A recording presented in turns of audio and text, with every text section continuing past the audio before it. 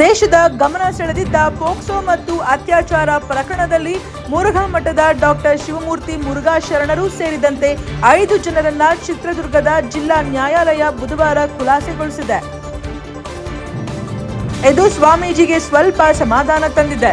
ಇನ್ನೊಂದು ಪ್ರಕರಣ ವಿಚಾರಣೆಗೆ ಬಾಕಿ ಇದ್ದು ಕರ್ನಾಟಕ ಹೈಕೋರ್ಟ್ ಅದಕ್ಕೆ ತಡೆ ನೀಡಿದೆ. ಈ ಮಧ್ಯೆ ಸ್ವಾಮೀಜಿ ಜಾಮೀನಿನ ಮೇಲೆ ಹೊರಗಿದ್ದಾರೆ. ಚಿತ್ರದುರ್ಗ ಪ್ರವೇಶಿಸಿದಂತೆ ಸುಪ್ರೀಂ ಕೋರ್ಟ್ ಷರತ್ತು ವಿಧಿಸಿದೆ. ಮಠದ ಹಾಸ್ಟೆಲ್ನಲ್ಲಿ ತಂಗಿದ್ದ 2 ಅಪ್ರಾಪ್ತ ವಿದ್ಯಾರ್ಥಿಗಳು ಸ್ವಾಮೀಜಿ ಸೇಬಿಗೆ ಮಾದಕ ದ್ರವ್ಯ ನೀಡಿ ತಮ್ಮ ಮೇಲೆ ಅತ್ಯಾಚಾರ ಮಾಡಿದ್ದಾರೆ ಎಂದು ದೂರು ನೀಡಿದ್ದರು. ಪ್ರಕರಣದ ಸುದೀರ್ಘ ವಿಚಾರಣೆ ನಡೆಸಿದ 2ನೇ ಜಿಲ್ಲಾ ಹೆಚ್ಚುವರಿ ಜಿಲ್ಲಾ ಮತ್ತು ಸತ್ಯ ನ್ಯಾಯಾಧೀಶ ಗಂಗಾಧರ ಚನ್ನಬಸಪ್ಪ ಹಡಪದ ಅವರು ಇಂದು ತೀರ್ಪು ಪ್ರಕಟಿಸಿದರು. ಮಾದಕ ದ್ರವ್ಯ ನೀಡಿ ತಮ್ಮ ಮೇಲೆ ಅತ್ಯಾಚಾರ ಮಾಡಿದ್ದಾರೆ ಎಂದು ದೂರು ನೀಡಿದ್ದರು. ಪ್ರಕರಣದ ಸುದೀರ್ಘ ವಿಚಾರಣೆ ನಡೆಸಿದ 2ನೇ ಜಿಲ್ಲಾ ಹೆಚ್ಚುವರಿ ಜಿಲ್ಲಾ ಮತ್ತು ಸತ್ರ ನ್ಯಾಯಾಧೀಶ ಗಂಗಾಧರ ಚನ್ನಬಸಪ್ಪ ಹಡಪದ ಅವರು ಇಂದು ತೀರ್ಪು ಪ್ರಕಟಿಸಿದರು. ನ್ಯಾಯಾಲಯವು ನವೆಂಬರ್ 18ರಂದು ತೀರ್ಪನ್ನ ಕಾಯ್ದಿರಿಸಿತ್ತು. ತೀರ್ಪಿನ ಪ್ರತಿ ಇನ್ನೂ ಲಭ್ಯವಾಗಿಲ್ಲ. ಸ್ವಾಮೀಜಿ ಪರ ವಾದ ಮಂಡಿಸಿದ ಹಿರಿಯ ವಕೀಲ ಸಿವಿ ನಾಗೇಶ್ ಮತ್ತು ವಕೀಲ ಕೆಬಿಕೆ ಸ್ವಾಮಿ, ಮಕ್ಕಳ ಕಲ್ಯಾಣ ಕೇಂದ್ರದಲ್ಲಿ ಅಥವಾ ಬೇರೆಲ್ಲಿಯೂ ಇಲ್ಲದ ಮಕ್ಕಳು 32 ದಿನಗಳ ನಂತರ ದೂರು ದಾಖಲಿಸಿದ್ದಾರೆ. ಹಾಗಿದ್ದಲ್ಲಿ ಅವರು 32 ದಿನಗಳವರೆಗೆ ಎಲ್ಲಿದ್ದರು? ತನಿಖಾಧಿಕಾರಿಗಳು ಮತ್ತು ಸ್ವಾಮೀಜಿಯವರ ಶೌಚಾಲಯಕ್ಕೆ ಹೋದ ಸ್ಥಳದ ವಿಡಿಯೋ ರೆಕಾರ್ಡಿಂಗ್ ಅನ್ನು ತೋರಿಸಿಲ್ಲ. ಮಕ್ಕಳು ನೆಲ ಮಹಡಿಯಿಂದ ಸ್ವಾಮೀಜಿ ಇದ್ದ ಸ್ಥಳಕ್ಕೆ ಬರುತ್ತಿದ್ದರು.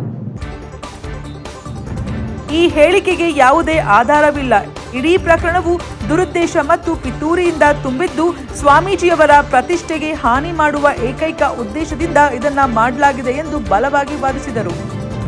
ವಿದ್ಯಾರ್ಥಿಗಳು ನೀಡಿದ ದೂರಿನ ಆಧಾರದ ಮೇಲೆ ಆಗಸ್ಟ್ 26ರಂದು ಮೈಸೂರಿನ ನಜರಾಬಾದ್ ಪೊಲೀಸ್ ಠಾಣೆಯಲ್ಲಿ ಮುರುಘಾ ಶರಣ್ ಸೇರಿದಂತೆ 5 ಜನರ ವಿರುದ್ಧ ಲೈಂಗಿಕ ಅಪರಾಧಗಳಿಂದ ಮಕ್ಕಳ ರಕ್ಷಣೆ ಪೋಕ್ಸೋ ಕಾಯ್ದೆಯ ಸೆಕ್ಷನ್ 17, 5, 6 ಮತ್ತು ಭಾರತೀಯ ದಂಡ ಸಂಹಿತೆ ಸೆಕ್ಷನ್ 376, 2, N 376, 3, 149ರ ಅಡಿಯಲ್ಲಿ ಪ್ರಕರಣ ದಾಖಲಿಸಲಾಗಿದೆ. ಪ್ರಕರಣವನ್ನ ಚಿತ್ರದುರ್ಗ ಗ್ರಾಮೀಣ ಪೊಲೀಸ್ ಠಾಣೆಗೆ ವರ್ಗಾಯಿಸಲಾಯಿತು.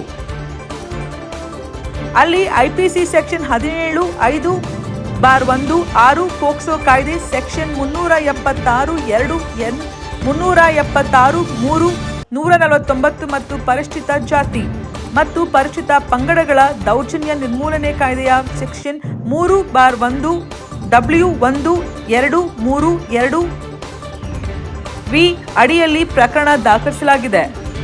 ಪ್ರಕರಣದಲ್ಲಿ ಡಾಕ್ಟರ್ ಶಿವಮೂರ್ತಿ ಮುರುಘಾ ಶರಣರು ಮೊದಲ ಆರೋಪಿಯಾಗಿದ್ದರೆ, ಚಿತ್ರದುರ್ಗದ ಅಕ್ಕಮಹಾದೇವಿ ಹಾಸ್ಟೆಲ್ನ ವಾರ್ಡನ್ ರಶ್ಮಿ ಮತ್ತು ಮಠದ ಬಸವಾದಿತ್ಯ ಮರಿಸ್ವಾಮಿ ಕ್ರಮವಾಗಿ 2ನೇ ಮತ್ತು 3ನೇ ಆರೋಪಿಗಳಾಗಿದ್ದರು. ಮಠದೊಂದಿಗೆ ನಿಕಟ ಸಂಪರ್ಕ ಹೊಂದಿರುವ ಮೈಸೂರಿನ ಪರಮಶಿವಯ್ಯ ಮತ್ತು ವಕೀಲ ಗಂಗಾಧರಯ್ಯ 4ನೇ ಮತ್ತು 5ನೇ ಆರೋಪಿಗಳಾಗಿದ್ದರು. ಮೈಸೂರಿನ ಒಡನಾಡಿ ಸಂಘಟನೆಯ ಸಹಾಯದಿಂದ ಸಂತ್ರಸ್ತರು ನಜರಾಬಾದ್ ಪೊಲೀಸ್ ಠಾಣೆಯಲ್ಲಿ ಪ್ರಕರಣ ದಾಖಲಿಸಿದರು. ಕಳೆದ ವರ್ಷ ಮಾರ್ಚ್ನಲ್ಲಿ ಹೈಕೋರ್ಟ್ ನ್ಯಾಯಮೂರ್ತಿ ಎಂ ನಾಗಪ್ರಸನ್ನ ಅವರ ಏಕಸದಸ್ಯ ಪೀಠವು ಮುರುಘಾ ಶರಣ್ ಮತ್ತು ಇತರರ ವಿರುದ್ಧ ಪರಿಶಿಷ್ಟ ಜಾತಿ ಮತ್ತು ಪರಿಶಿಷ್ಟ ಪಂಗಡಗಳ ಕಾಯ್ದೆ ಮತ್ತು ಬಾಲ ನ್ಯಾಯ ಮಕ್ಕಳ ರಕ್ಷಣೆ ಮತ್ತು ಆರೈಕೆ, ಮುರುಘಾ ಶರಣ್ ಮತ್ತು ಇತರರ ವಿರುದ್ಧ ಪರಿಶಿಷ್ಟ ಜಾತಿ ಮತ್ತು ಪರಿಶಿಷ್ಟ ಪಂಗಡಗಳ ಕಾಯ್ದೆ ಮತ್ತು ಬಾಲ ನ್ಯಾಯ ಕಾಯ್ದೆಯಡಿಯಲ್ಲಿ ದಾಖಲಾಗಿದ್ದ ಪ್ರಕರಣವನ್ನು ರದ್ದುಗೊಳಿಸಿತು. ಇದಕ್ಕೂ ಮೊದಲು ಹೈಕೋರ್ಟ್ನ ಮತ್ತೊಂದು ಪೀಠವು ಧಾರ್ಮಿಕ ಸಂಸ್ಥೆಗಳ ದೌರ್ಜನ್ಯ ತಡೆ ಕಾಯ್ದೆಯ ಅರ್ಜಿಯನ್ನು ರದ್ದುಗೊಳಿಸಿತು. ನ್ಯಾಯ ಪ್ರಾಸಿಕ್ಯೂಷನ್ ಆರೋಪಿಗಳ ಆಧಾರದ ಮೇಲೆ ಆರೋಪಗಳನ್ನು ರೂಪಿಸುವಾಗ ವಿಶೇಷ ನ್ಯಾಯಾಲಯವು ಅಂಚೆ ಕಚೇರಿಯಂತೆ ವರ್ತಿಸಬಾರದಿತ್ತು. ಹೈಕೋರ್ಟ್ನ ರಾಜಿ ಪೀಠವು ತನ್ನ ಆದೇಶದಲ್ಲಿ ಧಾರ್ಮಿಕ ಸಂಸ್ಥೆಗಳ ಮೇಲಿನ ದೌರ್ಜನ್ಯ ತಡೆ ಕಾಯ್ದೆ 1988ರ ಸೆಕ್ಷನ್ 3F3C 3, 5 ಮತ್ತು 7 ಮುರುಘಾ ಮಠಕ್ಕೆ ಅನ್ವಯಿಸುವುದಿಲ್ಲ ಎಂದು ಹೇಳಿದರು. ಪರಿಶಿಷ್ಟ ಜಾತಿ ಮತ್ತು ಪರಿಶಿಷ್ಟ ಪಂಗಡಗಳ ದೌರ್ಜನ್ಯ ತಡೆ ಕಾಯ್ದೆ 1989ರ ಸೆಕ್ಷನ್ 3WI 32V ಇಲ್ಲಿ ಅನ್ವಯಿಸುವುದಿಲ್ಲ. ಬಾಲ ನ್ಯಾಯ ಕಾಯ್ದೆ 2015ರ ಸೆಕ್ಷನ್ 75 ಮುರುಘಾ ಶರಣರಿಗೆ ತಪ್ಪಾಗಿ ಅನ್ವಯಿಸಲಾಗಿದೆ. ಮುರುಘಾ ಶ್ರೀಗಳ ವಿರುದ್ಧ ಸಾಮೂಹಿಕ ಅತ್ಯಾಚಾರ ಪ್ರಕರಣವನ್ನು ತಪ್ಪಾಗಿ ದಾಖಲಿಸಲಾಗಿದೆ. ಪ್ರಕರಣ ವರದಿಯಾಗುವ 3.5 ವರ್ಷಗಳ ಹಿಂದೆ ಸಾಕ್ಷ್ಯಗಳನ್ನು ನಾಶಪಡಿಸಲಾಗಿದೆ ಮತ್ತು ಸೆಕ್ಷನ್ 201ರ ಅಡಿಯಲ್ಲಿ ಸಾಕ್ಷ್ಯಗಳನ್ನು ತಪ್ಪಾಗಿ ನಾಶಪಡಿಸಿದ ಆರೋಪವನ್ನ ಹೊರಿಸಲಾಗಿದೆ. ಐಪಿಸಿ ದಾಖಲಿಸಲಾಗಿದೆ.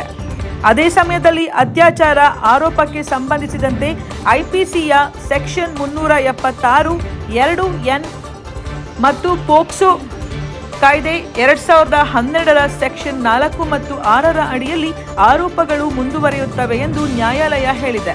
ಪ್ರಕರಣ ಹಿನ್ನೆಲೆ ಆಗಸ್ಟ್ 26, 2022ರಂದು ಮೈಸೂರಿನ ನಜರಾಬಾದ್ ಪೊಲೀಸ್ ಠಾಣೆಯಲ್ಲಿ ಇಬ್ಬರು ಹುಡುಗಿಯರು ಮುರುಘಾ ಶರಣ್ ತಮ್ಮ ಮೇಲೆ ಲೈಂಗಿಕ ದೌರ್ಜನ್ಯ ನಡೆಸಿದ್ದಾರೆ ಎಂದು ದೂರು ದಾಖಲಿಸಿದರು.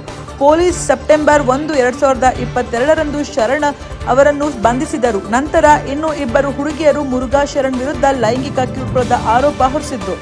ಪ್ರಕರಣ ವಿಚಾರಣೆ ಬಾಕಿ ಇದೆ. ವರದಿ ಹರೀಶ್ ನಾಯಕನಹಟ್ಟಿ.